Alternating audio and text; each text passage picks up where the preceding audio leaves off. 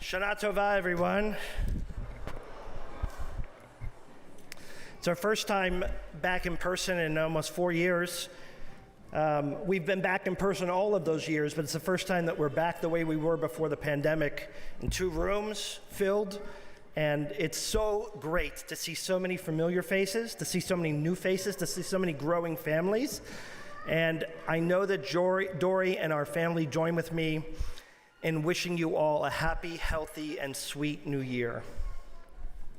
This past June, a committee that was newly formed at our temple was meeting. And that time of year, I like to host the committees in my backyard because it's a little bit more intimate. We don't get pulled in different directions from things happening at the shul. And I like to barbecue. So I barbecued dinner and we had the committee meeting. And always at these committee meetings, I begin with icebreakers, and I love icebreakers. I am the king of icebreakers. I have so many great icebreakers. If they made a movie about your life, who would play you? If you could have your final meal, what would it be? If you had a ticket to go anywhere in the world, where would it take you and why? I have a whole growing list of icebreakers. The only problem was, this committee were all veterans of my shtick, and they have heard all of this before, so I had to come up with something new. So I reached out to Google, and I put in icebreakers, and I went through the list, and I came up with one that at the time I thought was innocuous. And I asked it at the group gathered around the picnic table in my backyard. And the question was this: what event in your life shaped your identity more than any other, and why? Which event in your life shaped your identity more than any other, and why? For me, it was the death of my brother, which was followed up closely by the death of my parents. For a few others in the group, it was also about the death of a parent or the death of a spouse. For one, the death of a child. For another, it was going to a party that they didn't want to go to, that their roommate forced them to go to in college, and it was there at that party that they met their significant other who has been their mate for 43 years.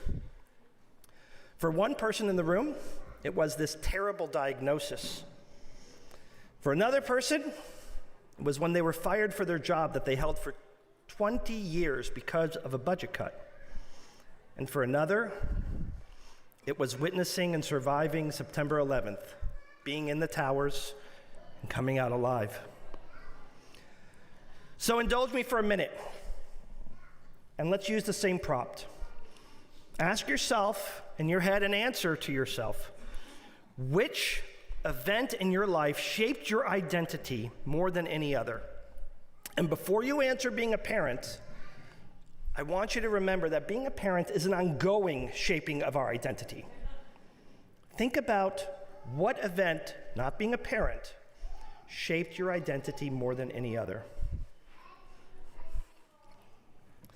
Now, I'm not going to take a survey of your answers. I'm not going to ask you to raise your hands, but I bet that if I were to ask most of you in this room, which events you chose that shaped your identity, ultimately you would say things that you had little control over. Isn't it amazing that so much of our identity is chiseled by events that we cannot control? Dr. Jim Taylor, a well-known psychologist from California, claims that there are 5 powerful forces that shape our identity.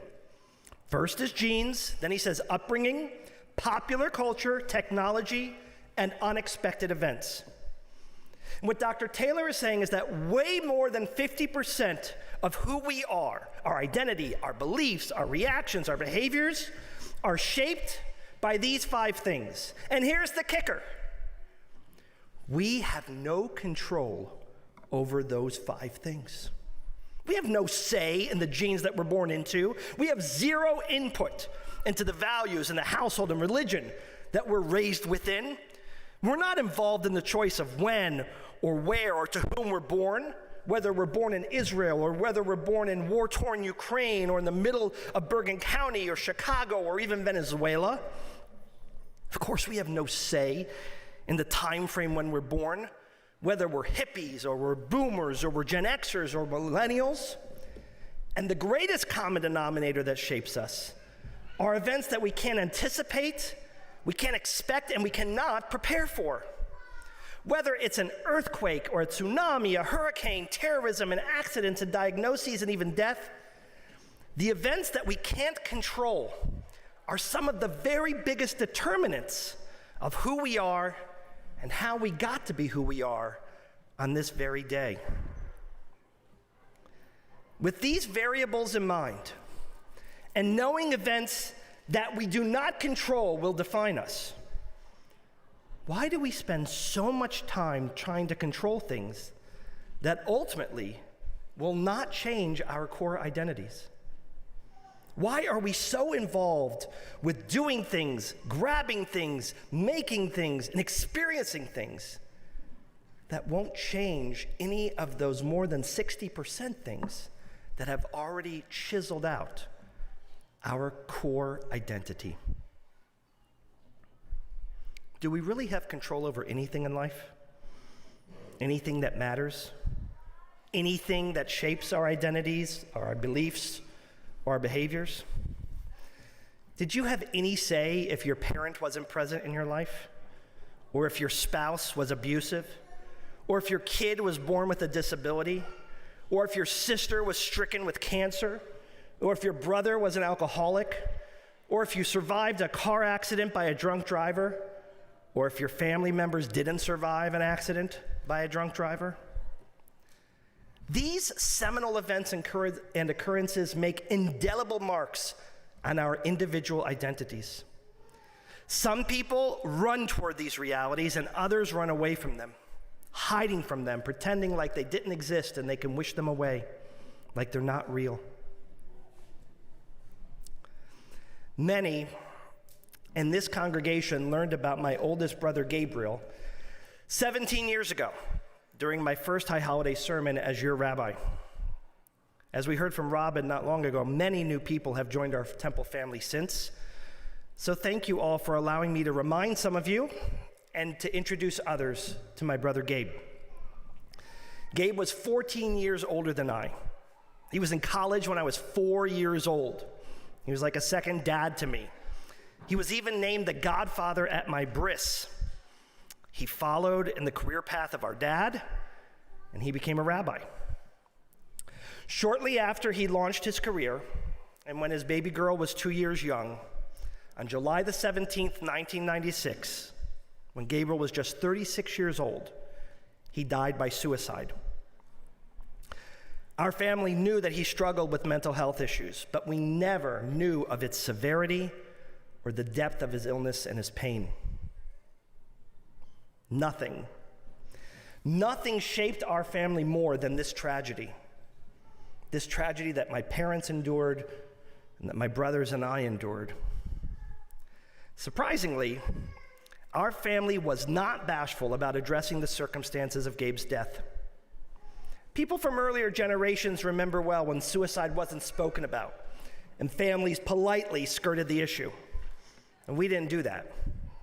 All of us were full-throated, and we stood upright when we spoke of the illness that took Gabe from us.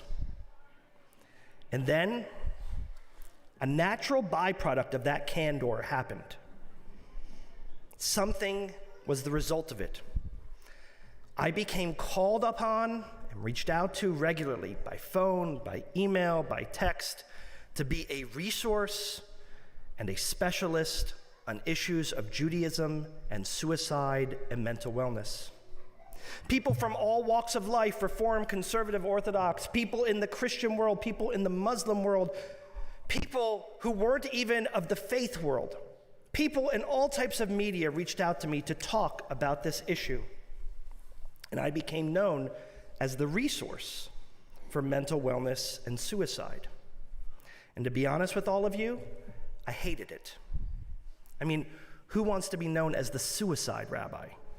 I would have preferred to have been the sports rabbi, or the rabbi with the best jokes, or the rabbi who knows how to cook well, or the rabbi who can tell you where to eat when you go to Israel. I didn't want to be the suicide rabbi. I didn't want to be the mental health rabbi. And as much as I tried to point the coordinates in a different direction in my life, to be those other things, it kept pointing me back towards the reality that shaped me, that I had no control over. The person in our family who embraced this unwanted role and this responsibility most powerfully was my beautiful mother of blessed memory. As I said in her eulogy last October, my mom was not going to dominate a game of Trivial Pursuit, and she was not going to rule any Jeopardy. But she was the wisest woman I have ever known. After my brother died, I found out that my mom not only joined support groups, but she also founded them.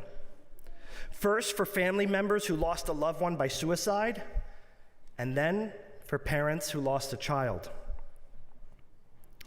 My mom died quite unexpectedly. And the day she died, I was tasked with calling a beautiful and big list of family and friends in her social orbit. One of the calls was to her doctor of 25 years, who was so good to my mom and to my dad, a sweet man who made a practice for himself in Florida. I called him, and of course he was surprised by the news, and he started to break out into tears, which honestly is not very common for physicians. And it's really not very common for physicians who deal with an elderly clientele in Florida, where sadly this is a reality. But he was really crying, and crying hard. The doctor was able to explain to me in between his loud sobs that it was my mom who nursed him through the loss of his own son. He credited her with his being able to be functional today after this unimaginable pain and tragedy that he endured. Now, when I heard this story, of course, I felt pride in my mom's behavior. But I also paused and I appreciated the way that my mom leaned into the reality that she could not control. You know, there's a fantastic paradox in the reality of the things that shape us. It's true, we don't control our genes, we don't control our upbringing, we don't control who we are socioeconomically and the status that we're born into and technology, and we don't control these world events. But we do make choices that our kids inherit and that shape their lives that they have no control over. Isn't that a fantastic irony? Did Evie and Elias have any say in being born into a clergy family? Did Evie and Elias have any say in our decision to live in Bergen County? Did they have any say in our decision to choose to spend major chunks of our summer for the last 14 years in Israel, or to send them to Jewish day school through 12th grade? Yet these things are choices that Dory and I made quite consciously to shape their lives. But for them, they are part of the genes and environment and upbringing that they had no choice in. And that is a fantastic irony. Is it any different for you or me or any of us? Did your kids have any say in whether they were born on first base or third base, so to speak, or any of the other realities that they inherited and you chose?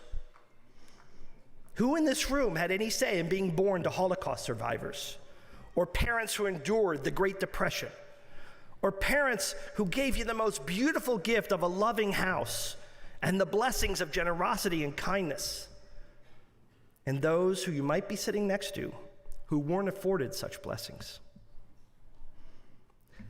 Did Isaac have any say at all in having his hand taken and being brought up to the mountaintop with Abraham and bound to the altar? It shapes his identity. It shapes his reaction to his relationship with his father and his wife and his future. But it's this event that he had no control over, no say in, that shapes his identity and we inherit later. But Abraham did have say in it. Abraham did choose it. That is an irony. When we read the Haftorah today, if you look closely at the text, you can almost taste the tears, the saltiness of Hannah's eyes that wept because she couldn't have children, and the pain that she felt. And then she leaned into this prayer and belief, and God gave her this gift of a child, and she said, because of this reality, I will dedicate my life and this baby's life to God and God's service. It reminds me very much of a teaching by the philosopher and Holocaust survivor Viktor Frankl, who wrote, between stimulus and response, there is space. And in that space is our power to choose our response. And it's in that response that lies our growth and our freedom. I am not a very big podcast guy. I'm just not. Some people love podcasts. I've never been really into them. But as I was grieving the loss of my mom, my sister-in-law Kim said to me, you really should listen to Anderson Cooper's podcast, All There Is. I think you'll like it, David. And like with many things, Kim was spot on. And on one long car ride, I started to listen to Anderson Cooper, who was also grieving the loss of his mother of blessed memory, Gloria Vanderbilt. Of all the episodes, they were great. My favorite, the most impactful for me, was the second episode where Anderson Cooper interviews Stephen Colbert. Colbert, like me, is the youngest of a big family. He had 10 older siblings. He was the baby, number 11. And his life was shaped by an event of which he had no control. It also happened on September the 11th, but the year was 1974. His father, James, and his two brothers closest to him in age, Peter and Paul, were aboard Eastern Airlines Flight 212, and it crashed, leaving no survivors. So Colbert lost two of his brothers and his father in one fell swoop on September the 11th, 1974. Colbert leans heavily into this tragedy that shaped his family. And if you ask Colbert, offline or in his podcast, he attributes that moment in his family's life for cementing his devout faith in Catholicism. And if you pivot to Colbert's predecessor, Jon Stewart, I can't think of a greater champion for 9/11 first responders than he. If you ask him why he became such a champion, he said, I spent so much of my life in Lower Manhattan. I was drinking coffee looking out my window on that beautiful and glorious Tuesday morning without a cloud in the sky, and I saw the first plane hit the tower, and I watched the second plane hit the tower, and I saw the two towers crumble. He was one of the first to go on the air after September 11th, and he was one of the first to show his raw emotion. And he decided to take his celebrity and to champion and advocate for 9/11 first responders.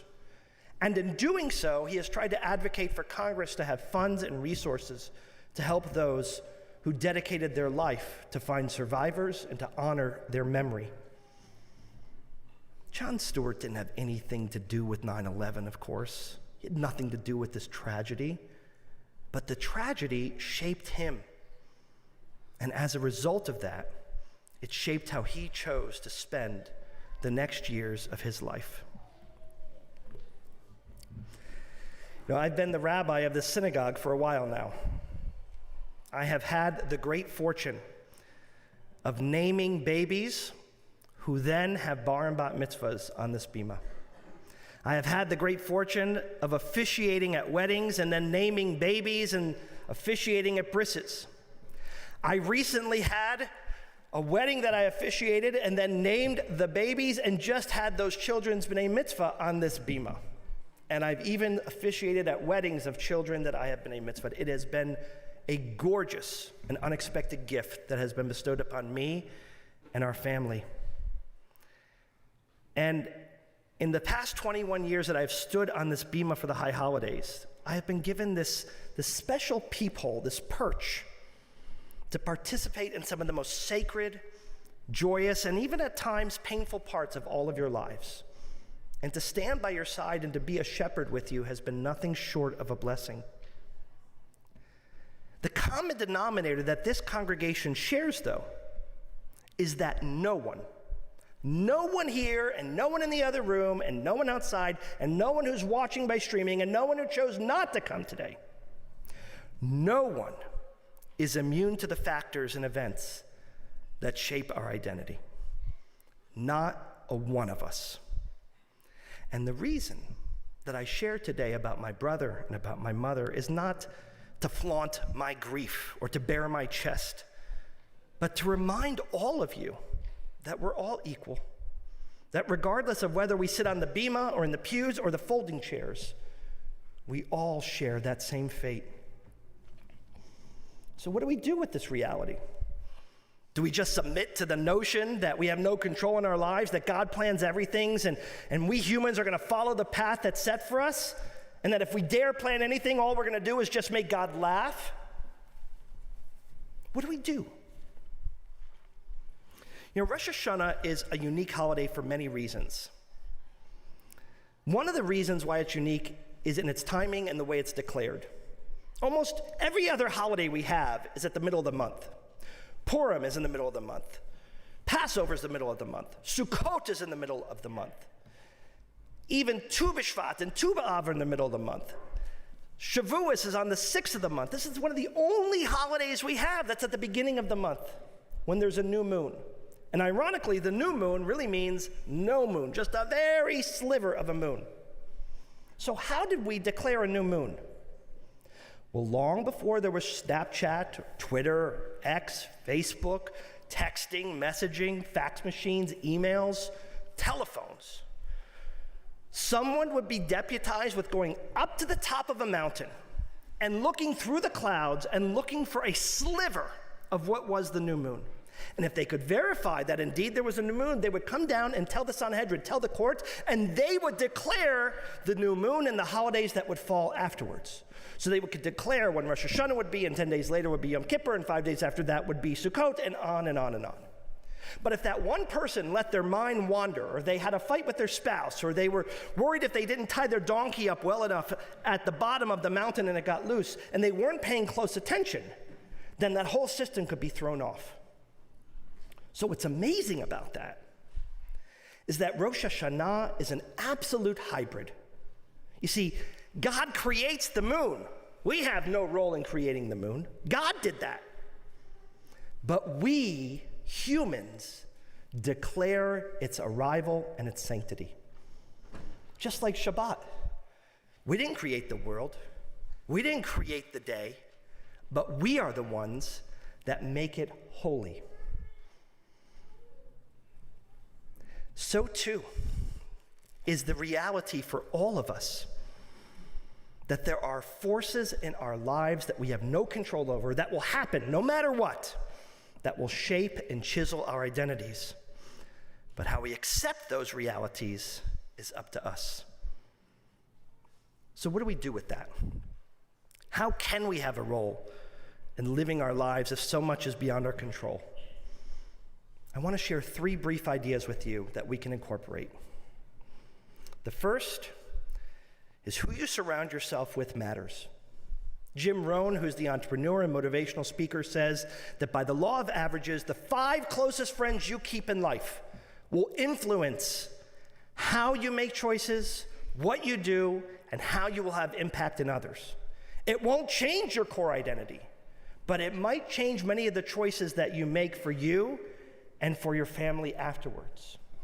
I think it was Goethe who once said, "Tell me who you consort with, and I'll tell you who you are and who you hope to be." So who it is that we choose to spend time with is not going to shape our core identity, but it will enhance the choices we make and how it influences our lives. The second thing for us to consider is that we can all have similar life events, but we digest those events very differently. I lived in New York City on September the 11th, 2001. I was on an airplane that had to be landed in Detroit, ironically, on September 11th. My brother died of suicide and suffered from mental illness. I was born a white, heterosexual, Jewish, middle-class male. Some of you might be a cancer survivor. Some of you might be divorced. Many of us share experiences, but the tastes, the feels, the reactions are not identical.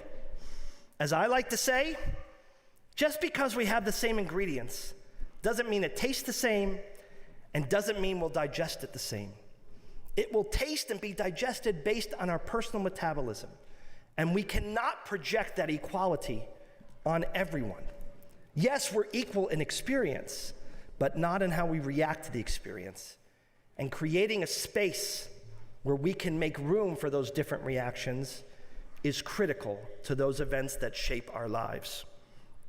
And third, addressing head-on how we accept the realities of our lives will not alter our history, but it can alter our future.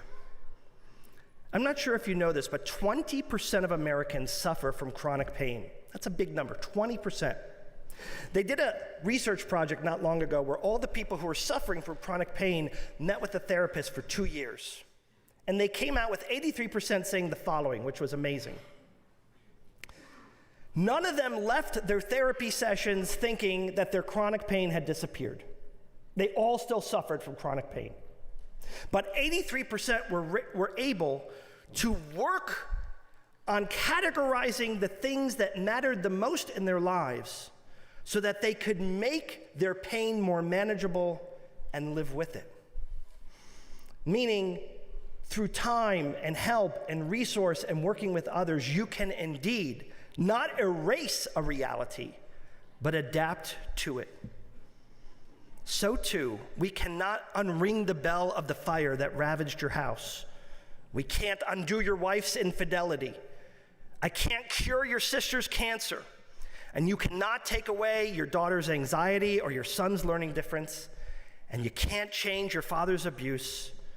And you can't undivorce your parents. And you can't make your siblings sober. I can't bring my mom or dad or brother back from the dead. But what we can do is decide how we're going to live, how we're going to create meaning, who we're going to have in our social orbit that will influence us, how will we create space for those who metabolize these similar challenges in ways that are unique and special to them, and how we can work on these moments to embrace these unchangeable realities, but make it influence our lives for the better and the gifts that we have been given. A few years ago, Dorian and I took a cross-country trip with the kids in a car. It was one of the best vacations we ever had. We had deep dish pizza in Chicago. We husked corn in Nebraska. We marveled at Mount Rushmore in South Dakota. We went glamping for 3 days in Jackson Hole. It was great. And when we were in Jackson Hole, one of the many activities that we did there was whitewater rafting down the mighty Snake River, which has serious rapids. So we put on our water shoes, our bathing suits, t-shirts, we get to the site. We were all kind of impressed and a little nervous about the rapids that were there. And there's a guy standing there who's getting us ready to go into the boat. He puts a helmet on us after we have our life vests on. And then he hands us a paddle, and I see these currents. And I say to this guy, who I'm going to name Kyle, because he looks like his name should have been Kyle. I said, Kyle, what purpose does the paddle have? And he says, in your case, it looks good in the picture. And I laughed too, and I said, okay, that's cute, but what purpose does the paddle have? He goes, it has no purpose whatsoever, pal. He says, these currents are going to take you where they're going to take you. That's what he said. I said, so why do we have it? I see all the time in videos and pictures, there are people paddling like crazy when they're whitewater rafting. And he said, listen, the first time, as I said, the current's going to take you where it's going to take you.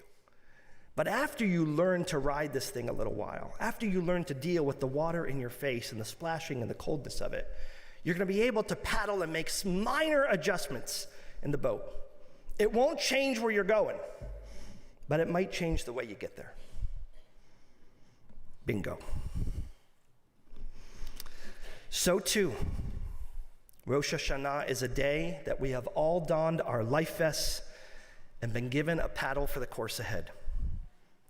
Inevitably, the currents have taken us on journeys that will have moments that will be smooth and rough, some that will be scary, and some that will be beautiful.